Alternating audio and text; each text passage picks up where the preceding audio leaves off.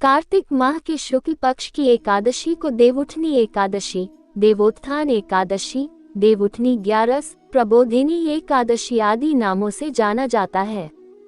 इस दिन श्रीहरि विष्णु निद्रा से जागते हैं। कथा। एक राजा के राज्य में सभी लोग एकादशी का व्रत रखते थे। प्रजा तथा नौकर चाकरों से लेकर पशुओं तक को एकादशी के दिन अन्न नहीं दिया जाता था। एक दिन किसी दूसरे राज्य का एक व्यक्ति राजा के पास आकर बोला, महाराज, कृपा करके मुझे नौकरी पर रख लें।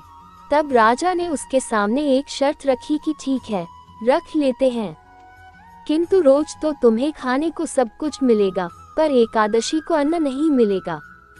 उस व्यक्ति ने उस समय हाँ कर ली, पर एकादशी के दिन जब उसे फलाहार का सामान दिया गया तो वह राजा के सामने जाकर गिड़गिड़ाने लगा, महाराज, इससे मेरा पेट नहीं भरेगा, मैं भूखा ही मर जाऊंगा, मुझे अन्न दे दो। राजा ने उसे शर्त की बात याद दिलाई, पर वह अन्न छोड़ने को राजी नहीं हुआ।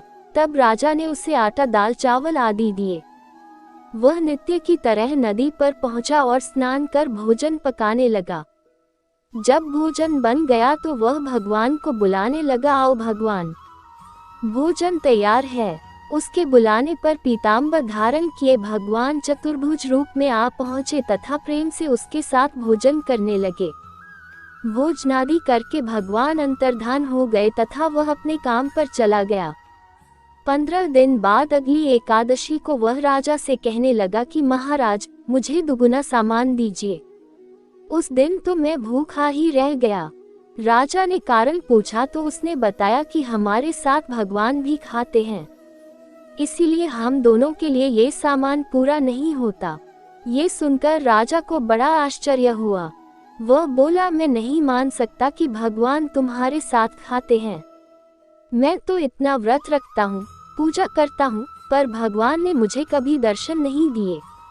राजा की बात सुनकर वह बोला, महाराज, यदि विश्वास न हो तो साथ चलकर देख लें। राजा एक पेड़ के पीछे छिपकर बैठ गया। उस व्यक्ति ने भोजन बनाया तथा भगवान को शाम तक पुकारता रहा, परंतु भगवान न आए। अंत में उसने कहा, हे भगवान, यदि आप नहीं आए तो मैं नदी में कूदकर प्राण त्याग दूंगा। लेकिन भगवान नहीं आए। तब वह प्राण त्यागने के उद्देश्य से नदी की तरफ बढ़ा। प्राण त्यागने का उसका दृढ़ इरादा जान शीघ्र ही भगवान ने प्रकट होकर उसे रोक लिया और साथ बैठकर भोजन करने लगे। खा पीकर वे उसे अपने विमान में बिठाकर अपने धाम ले गए। ये देख राजा ने सोचा कि व्रत उपवास से तब तक कोई फायदा नहीं होता जब तक मन शुद्ध न हो। इससे राजा को ज्ञान मिला। वह भी मन से व्रत उपवास करने लगा और अंत में स्वर्ग को प्राप्त हुआ। देव प्रबोधिनी एकादशी की व्रत कथा 2। एक राजा था, उसके राज्य में प्रजा सुखी थी। एकादशी को कोई भी अन्न नहीं बेचता था, सभी फलाहार करते थे। एक बार भगवान ने राजा की परीक्षा लेनी चाहिए। भगवान ने एक सुंदरी का रूप धारण किया तथा सड़क पर बैठ गए। तभी राजा उधर से निकला और सुंदरी को देख चकित रह गया। उसने पूछा, हे सुंदरी, तुम कौन हो और इस तरह यहाँ क्यों बैठी हो? तब सुंदर स्त्री बने भगवान बोले, मैं निराश्रिता हूँ, नगर में मेरा कोई जाना पहचाना नहीं है, किससे सहायता मांगूं? राजा उसके रूप पर मोहित हो गया था। वह बोला, तुम मेरे महल में चलकर मेरी रानी बनकर रहो। सुंदरी बोली, मैं तुम्हारी बात मानूंगी, पर तुम्हें राज्य का अधिकार मुझे सौंपना होगा। राज्य पर मेरा पूर्ण अधिकार होगा। मैं जो भी बनाऊंगी तुम्हें खाना होगा। राजा उसके रूप पर मोहित था, अतः उसने उसकी सभी शर्तें स्वीकार कर लीं। अगले दिन एकादशी थी। रानी ने हुक्म दिया कि बाजारों में अन्य दिनों की तरह अन्न बेचा जाए।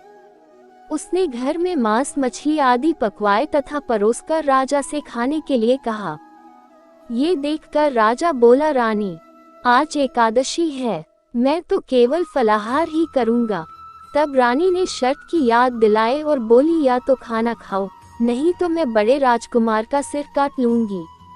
राजा ने अपनी स्थिति बड़ी रानी से कही तो बड़ी रानी बोली, महाराज, धर्म न छोड़ें, बड़े राजकुमार का सिर दे दें। पुत्र तो फिर मिल जाएगा, पर धर्म नहीं मिलेगा। इसी दौरान बड़ा राजकुमार खेल कर आ गया। माँ की आंखों में आंसू देखकर वह रोने का कारण पूछने लगा तो माँ ने उसे सारी वस्तुस्थिति बता दी। तब वह बोला, मैं सिर देने के लिए तैयार हूँ। पिताजी के धर्म की रक्षा होगी, जरूर होगी। राजा दुखी मन से राजकुमार का सिर देने को तैयार हुआ तो रानी के रूप से भगवान विष्णु ने प्रकट होकर असली बात बताई। राजन, तुम इस कठिन परीक्षा में पास हुए।